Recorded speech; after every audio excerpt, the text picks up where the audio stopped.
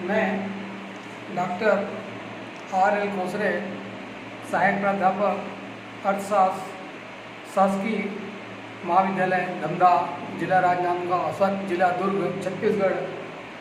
आज इस video lecture में समस्त छात्र एवं छात्राओं का हार्दिक अभिनंदन करता हूँ, स्वागत करता हूँ।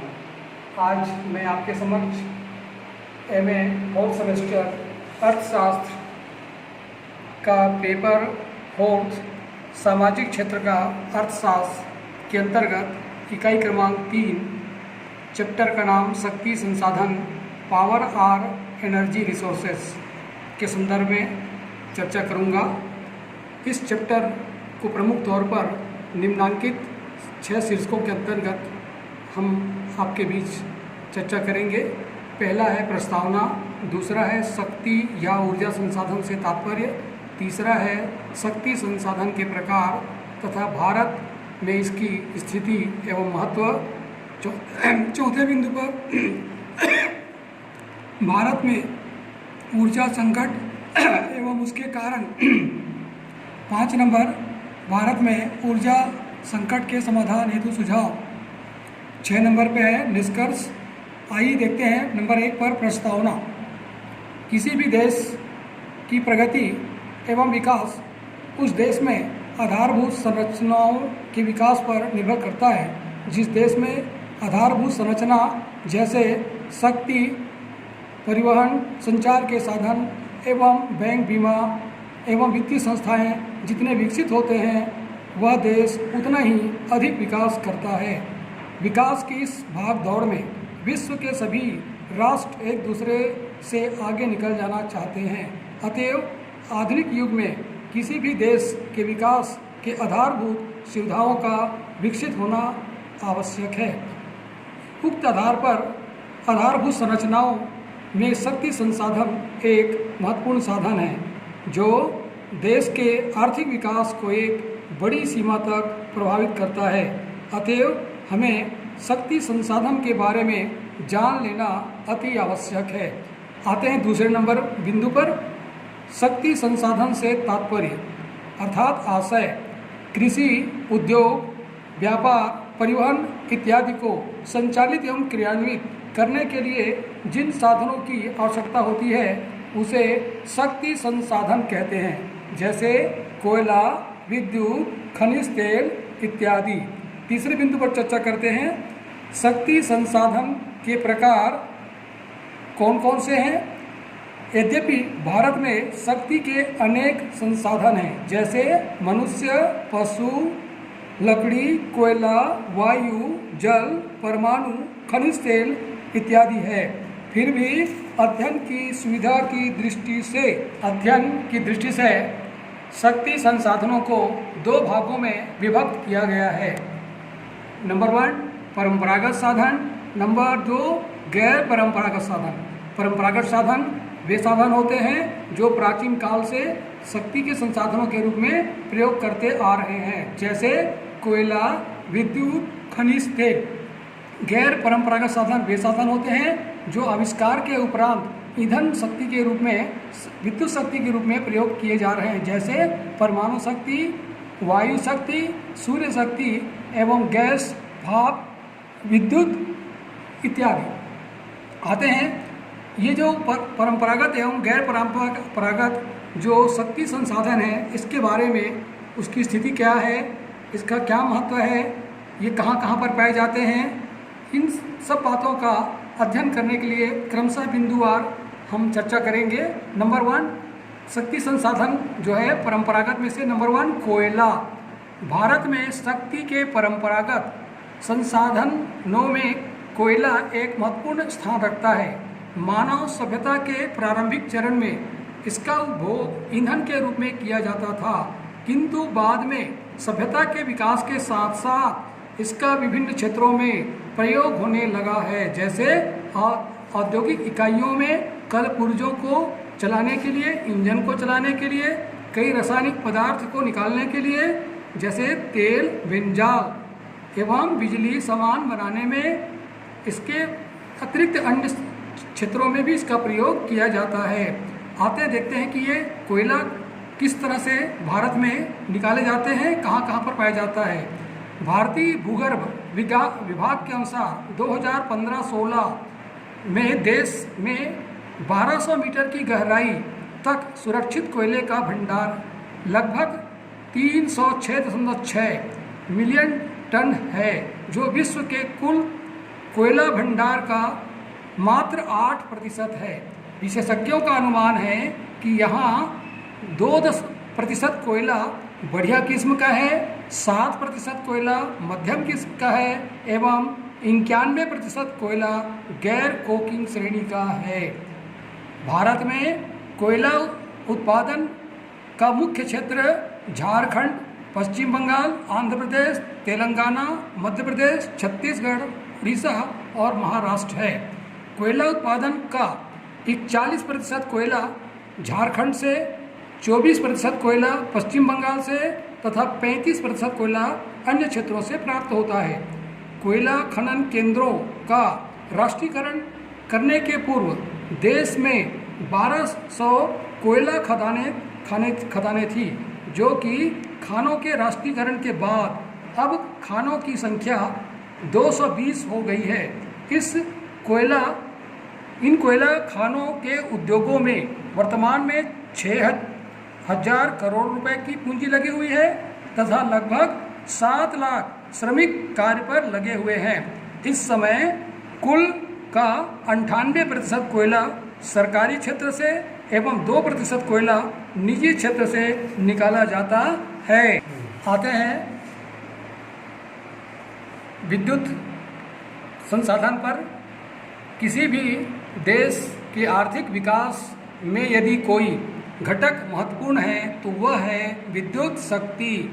कृषि, उद्योग, व्यापार, परिवहन एवं संचार के साधन को चलाने में सड़कों, गलियों एवं घरों में रोशनी के लिए विद्युत एक आवश्यक घटक है। विश्व के विकसित देशों की तीव्र गति से उन्नति का रहस्य भी विद्युत शक्ति ही है। वर्तमान में हुए सामाजिक परिवर्तनों का कारण भी विद्युत शक्ति है। इन सब कारणों से भारत में आर्थिक नियोजन काल में विद्युत शक्ति के उत्पादन एवं विकास पर जोर दिया गया है। विद्युत का उत्पादन मुख्य तौर पर निम्न पदार्थों के रूप में जैसे पानी, कोयला, डीजल, परमाणु शक्ति से होता है। भारत में बिजली का उत्पादन सन 1900 में प्रारंभ हुआ। इस हेतु पहला बिजली घर कर्नाटक राज्य में सीवस मुद्रम नामक स्थान पर बनाया गया। इसके बाद स्थान स्थान पर पन बिजली घर एवं कोयले के बिजली घर बनाए गए।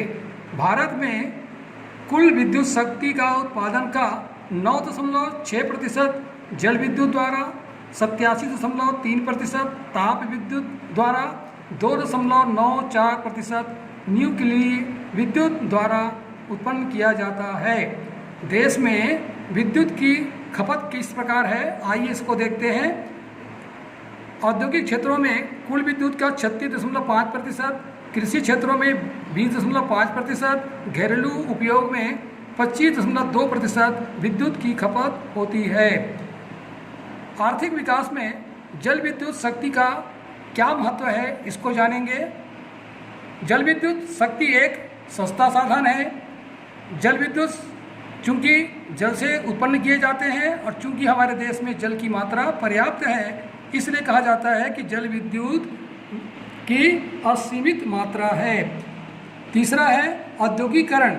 चूँकि आज औद्योगिक इकाइयों का विकास हो रहा है, जिनके लिए भी पर्याप्त मात्रा में विद्युत की आवश्यकता होती है। चूँकि हमारे पास जल विद्युत की मात्रा पर्याप्त है, इस प्रकार देश के औद्योगिकरण में ये जल विद्युत सहायक सिद्ध होंगे। नंबर 4, देश के विद्युतीकरण। गांव-गांव, शहरों में बिजली का विकास, प्रचार, फैलाव किया जा रहा है, जिसके लिए भी जल विद्युत सहायक होंगे।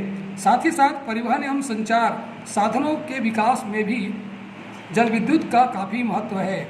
इससे महत्वपूर्ण बात यह है कि जल विद्युत में हानिकारक जो फैक्टर हैं वो हमें प्रभावित नहीं करते हैं।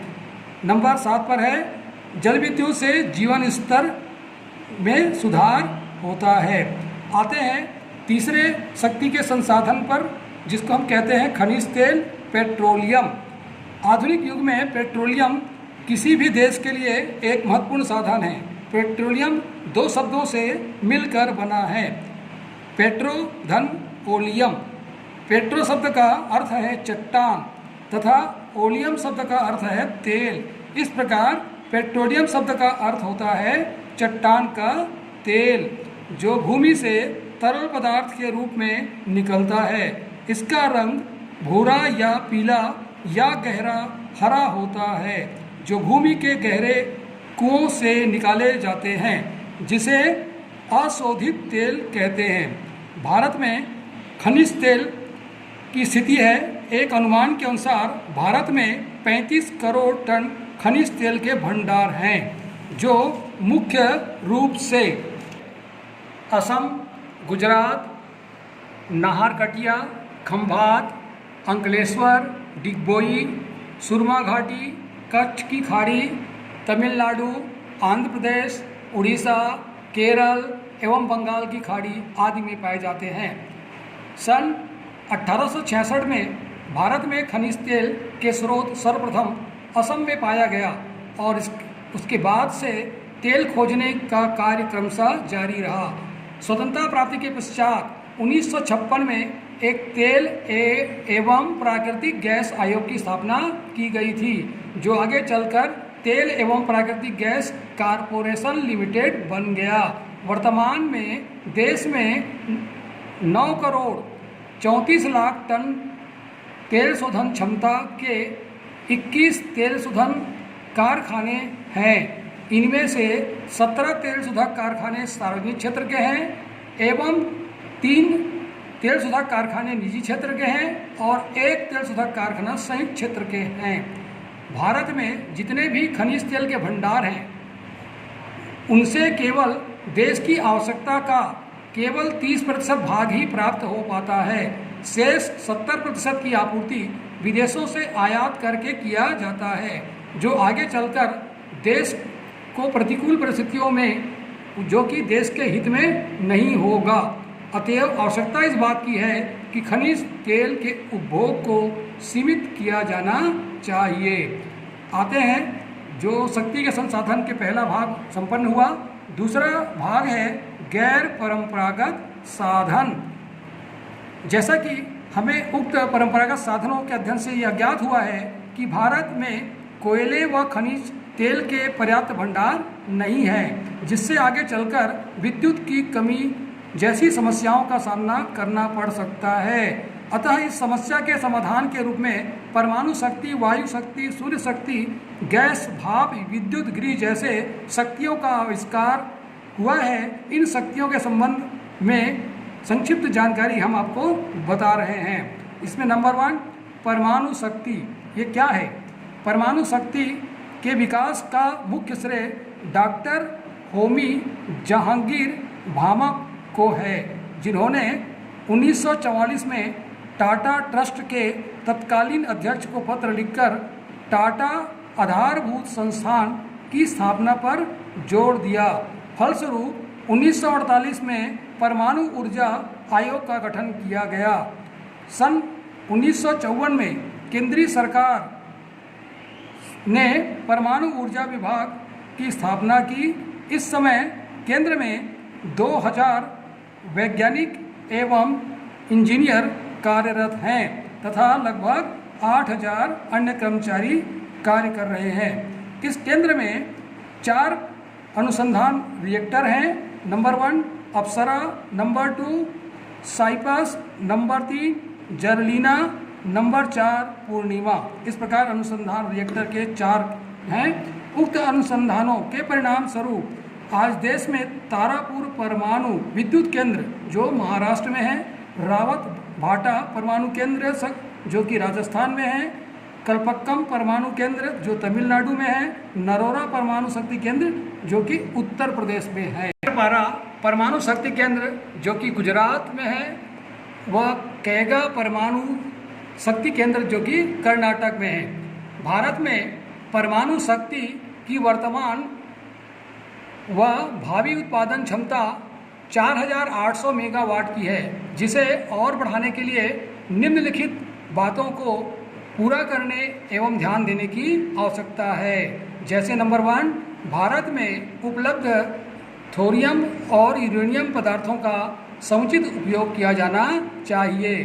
नंबर 2, परमाणु शक्ति के लिए पर्याप्त मात्रा में चूंकि जल की आवश्यकता होती है और जिसकी आपूर्ति भारत में पर्याप्त है और ये जल बड़ी बड़ी योजनाओं के माध्यम से संग्रहित है, जिसका परमाणु शक्ति के उत्पादन में सहायक होंगे।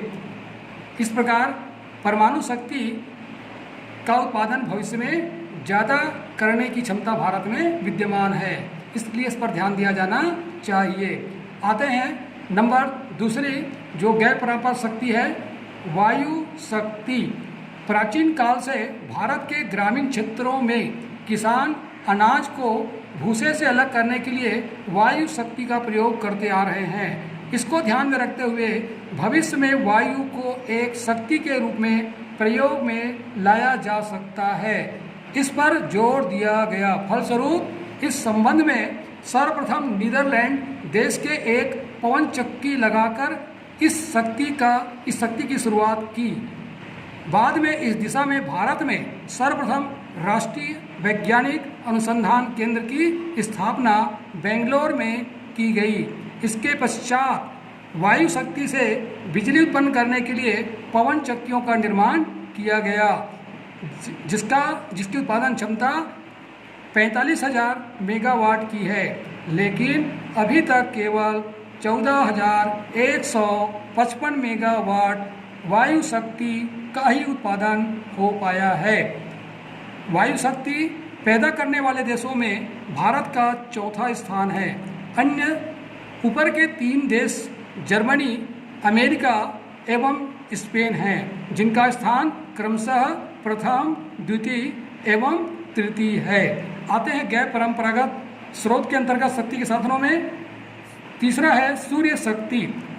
ऊर्जा के इस स्रोत के संदर्भ में वैज्ञानिकों ने आविष्कार किया कि सूर्य से प्राप्त गर्मी को रोककर उसे शक्ति के रूप में प्रयोग में लाया जा सकता है। वास्तव में शक्ति का यह ऐसा साधन है जो कभी समाप्त नहीं होगा।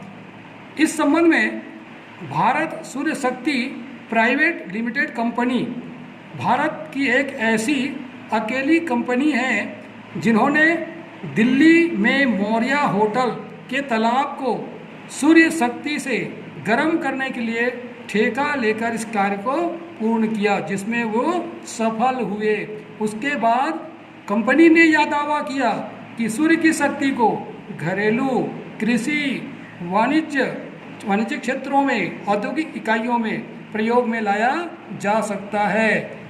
इससे प्रभावित होकर भारत का प्रथम सौर ऊर्जा बिजली घर लद्दाख के छोगलेश्वर नामक गांव में स्थापित किया गया है, जो 20 सैया वाले हॉस्पिटल को पूर्ण बिजली। अब यह सूर्य शक्ति का प्रयोग कहाँ कहाँ होता है देखते हैं।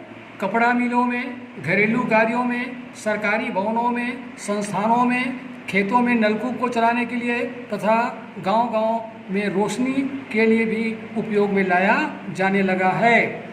नंबर 4 पर देखते हैं, ये जो गैर परंपरागत जो शक्ति है, साधन है, वो है गैस भाप विद्युत गृह। ये क्या है? विद्युत उत्पन्न करने की दिशा में भारत में पहला गैस भाप विद्युत गृह राजस्थान के कोटा में स्थापित किया गया है, जिसमें गैस से विद्युत उत्पन्न होना प्रारंभ हो गया है। अब देखते हैं, चूंकि अभी परंपरागत और गैर परंपरागत शक्ति के संसाधनों के बारे में हमने जाना है और यह भी जान लिया है कि भारत में जो विद्युत उत्पादन हो रहे हैं वो आवश्यकता के अनुरूप पर्याप्त मात्रा में नहीं है, तो ऐसी स्थिति में भविष्य में ऊर्जा संकट की संभावना हो सकती है। तो भारत में यदि ऊर्जा संकट हुआ तो उसका कारण क्या होगा, उसका हम निराकरण कैसे कर सकते हैं, इसे जानने के पहले हमें यह जान लेना आवश्यक है कि ऊर्जा संकट क्या है, इससे क्या आशा है, इसका क्या अर्थ है। संकट से आशय शक्ति के साधनों के अभाव से है। यदि हम दूसरे शब्दों में कहें तो जितनी शक्ति की आवश्यकता होती है उससे कम शक्ति का मिलना ही ऊर्जा संकट कहलाता है। स्वतंत्रता प्राप्ति के पश्चात से लेकर आज तक विभिन्न अवधियों में भारत में जितनी मात्रा में विद्युत का उत्पादन हुआ है और उत्पादन में वृद्धि हुई है वह वर्तमान में आवश्यकता से कम ही है, अर्थात भारत में ऊर्जा संकट की स्थिति उत्पन्न हो गई है। ये संकट क्यों उत्पन्न हो रही है, इसके पीछे मूल कारण जो है इस प्रकार हैं। विभिन्न योजना काल में औद्योगिक इकाइयों की स्थापना तीव्र गति से हुई है। अधिकाधिक इकाइयों की स्थापना और उद्योगों को चलाने के लिए चूंकि पर्याप्त मात्रा में शक्ति के संसाधनों की आवश्यकता महसूस हो रही है, जो कि जितने उत्पादन हो रहे हैं की तुलना में औद्योगिक इकाइयाँ चूंकि ज़्यादा स्थापित हो रही है, जिसके लिए ज़्यादा मात्रा में विद्युत की आवश्यकता पड़ रही है, जिसके कारण भी हमें संकट का सामना करना पड़ रहा है। दूसरा कारण है देश के समस्त राज्यों में गांवों में विद्युतीकरण को प्रमुखता से ध्यान में लाया गया है, इसका विकास किया जा रहा है। साथ ही साथ ग्रामीण क्षेत्रों में कृषि कार्य के लिए भी यंत्रों का प्रयोग किया जाने लगा है। इसलिए गांवों में विद्युतीकरण एवं कृषि यंत्रों को चलाने के लिए चूंकि पर्याप्त मात्रा में शक्ति के संसाधनों की आवश्यकता होती है, जो हमारे पास आवश्यकता की तुलना में कम है। तीसरा कारण है आजकल देश में आधारभूत सुविधाओं के श्रेणी में परिवहन एवं संचार के साधनों को बहुत विकसित से लेकर अर्धविकसित और पिछड़े हुए क्षेत्रों में भी इसका विकास किया जा रहा है। परिवहन के संसाधनों के में वृद्धि हुई है लगातार, जिसके लिए भी ये शक्ति के संसाधनों की पर्याप्त मात्रा में आवश्यकता है। इसके लिए बढ़ती हुई आवश्यकता को ध्यान में रखते हुए उपलब्ध हमारे जो शक्ति के संसाधन की मात्रा है वो कम हो सकते हैं। अगला है भारत में जो कोयले के जो भंडार हैं, जो आवश्यकता को ध्यान में रखते हुए आज की जो ईंधन की जो आवश्यकता हो रही है उसको ध्यान में रखते हुए हमारे पास कोयले का जो भंडार है वो पर्याप्त नहीं है, कम है, जिससे विद्युत की आपूर्ति में भी समस्या आ सकती है। नंबर 5 है इन कारणों से को ध्यान में रखते हुए परमाणु शक्ति पर विशेष ध्यान दिया जाना चाहिए, जिसकी गति वर्तमान में काफ़ी धीमी है, मंद है, ये भी एक समस्या है। अगले कारण के रूप में देखते हैं जल विद्युत से जो भी बिजली उत्पन्न हो रहे हैं उसकी उत्पादकता शक्ति कम है, अर्थात जल विद्युत में जितनी मात्रा में उत्पादन पर्याप्त होनी चाहिए उस अनुपात में उत्पादन जल से विद्युत नहीं हो पा रहे हैं, जिससे जल विद्युत में ईंधन के संसाधनों की आपूर्ति में कमी दिखाई दे रही है। अगला कारण देखते हैं कि विद्युत शक्ति के संसाधनों की कमी के पीछे एक बहुत बड़ा कारण है कि जो हमारे ग्राहक हैं वो विद्युत की चोरी करके उसका उपयोग कर रहे हैं। चोरी कर रहे हैं तो हमारी जो विद्युत शक्ति है वो अनावश्यक रूप से वेस्ट हो रही है, जिसके कारण भी आवश्यक वाले क्षेत्रों में भी जल विद्युत की आपूर्ति हम नहीं कर पाएंगे। ये भी एक समस्या हो सकती है। तो इन ऊर्जा संकट की स्थितियों को दूर करने के लिए हम क्या कर सकते हैं, जिसको हम कहते हैं समाधान हेतु सुझाव। देखते हैं पेट्रोलियम पदार्थों का उत्पादन हमें बढ़ाना होगा। आंतरिक उपभोग जो हम कर रहे हैं, यातायात के संसाधनों में वृद्धि होने के कारण आवश्यकता से अधिक कर रहे हैं, जिसे हमें कम करना होगा। दूसरा उपाय गैस के उत्पादन में हमें वृद्धि करनी होगी। तीसरा उपाय विद्युत की जो बर्बादी हो रही है, विद्युत की जो चोरी हो रही है उसे रोकना होगा, और इसको रोकने के लिए एक कठोर कदम उठाए जाने होंगे तथा इसको नियंत्रित करने की दिशा में प्रयास करना होगा। फिर देखते हैं क्या और कर सकते हैं। अपरंपरागत जो शक्ति के संसाधन हैं, जिसमें परमाणु शक्ति, सौर ऊर्जा, पवन ऊर्जा, गोबर गैस ऊर्जा आदि के प्रति विकास पर विशेष ध्यान देना होगा। इसके अतिरिक्त बिजली अधिनियमों का ग्राहकों को ईमानदारी से पालन किया जाना चाहिए। इस प्रकार हम अगर इन सब बातों की ओर ध्यान दें तो बिजली की जो आने वाली संकट है उससे हम छुटकारा पा सकते हैं। अंत में देखते हैं इस जो विद्युत शक्ति का संसाधन से हमें क्या निष्कर्ष मिला है। तो उपयुक्त जो व्याख्या है विश्लेषण से हमें यह ज्ञात हुआ है कि किसी भी देश की अर्थव्यवस्था के विकास के लिए तीव्र गति से ईंधन के संसाधनों का विकास किया जाना चाहिए, तभी कोई भी राष्ट्र अर्धविकसित से विकासशील, विकासशील से विकसित हो सकता है। तो किसी भी देश के विकास में विद्युत संसाधनों का बहुत बड़ा योगदान है। आज के इस लेक्चर को आपने सुना, इसके लिए बहुत बहुत धन्यवाद।